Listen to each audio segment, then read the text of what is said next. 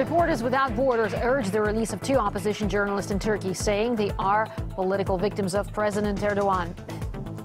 Plus, Turkey's president promises to resign if Moscow's allegations that Ankara is buying oil from Islamic State are proven to be true. And RT's Maria Finoshina goes in search of a racial activist who has his heart set on establishing an all-white colony in the U.S.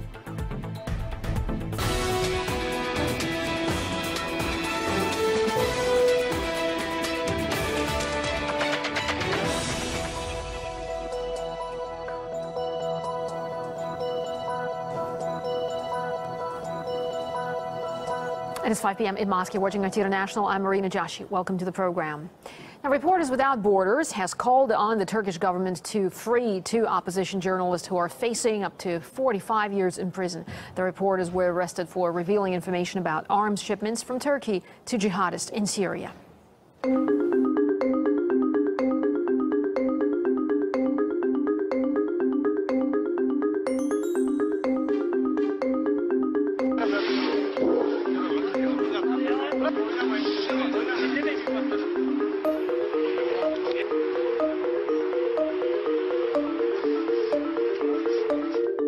Bu haberi özel haber olarak yapan kişi de öyle zannediyorum ki bunun bedelini ağır ödeyecek.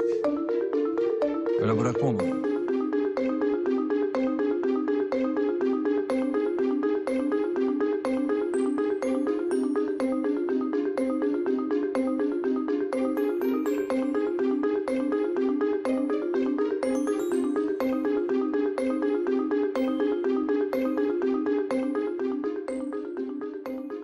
The situation of press freedom in Turkey is worse and worse. We have to notice that more and more journalists are put in jail, and it's the case for Can Dündar and Erdem Gür's journalists of Cumhuriyet, and they were put in jail for political reasons. We have to admit and see the ignorance, the negligence of the international community that has played a very significant role.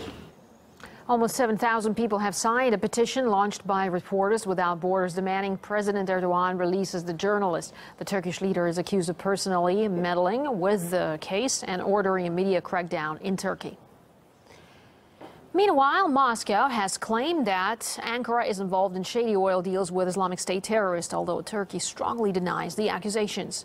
Russia has been targeting tankers allegedly used by ISIL to deliver oil to Turkey via backdoor trade routes. Moscow claims the oil smuggling is taking place on an industrial scale. Vladimir Putin made a number of strong accusations against Turkey during Monday's climate summit in Paris. We have every reason to believe that the decision to shoot down our bomber was dictated by a desire to ensure the security of those delivery routes to Turkey. Protecting the Turkmen is only a pretext. A broad-based anti-terrorism coalition cannot be achieved as long as some continue to use terrorist organizations to reach their short-term political goals.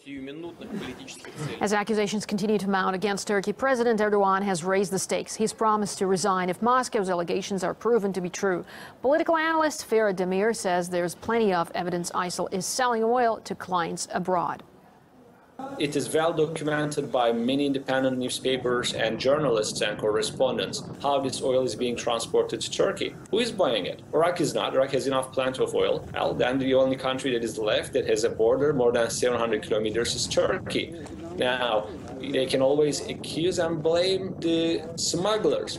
But Turkish border with Syria was very well protected, and if they wanted, they could prevent and stop this. The same with the flow of fighters. It's not that difficult. If you go to an eastern Turkish city, till this became very public, you could walk into the farms and fields where there are pipelines from Syrian side, very primitive pipelines like garden hoses, pumping oil into Turkish side. And there are pictures with the military personnel driving or walking around of it. So it was a public knowledge. It wasn't even a secret. But it's not only the illegal oil trade that's financing Islamic State. It appears ISIL is also setting up profitable businesses, some of which are reportedly in Turkey, among other countries. RT's financial expert Max Kaiser discussed the issue with journalist Nick Cochin. People talk about ISIS having a treasure chest of $2 billion. $2 billion. Oil. Now, where's it come from? Some of it comes from oil, right? We know oil. It's got the oil, oil fields in Iraq and in Syria. All right, who does the banking for these fellas? I mean, $2 billion is, you can't carry that around in your sock. Who's in banking? We hear names that are involved in terrorist financing. They're the biggest names in banking around the world. I mean, is that true? Is that the case?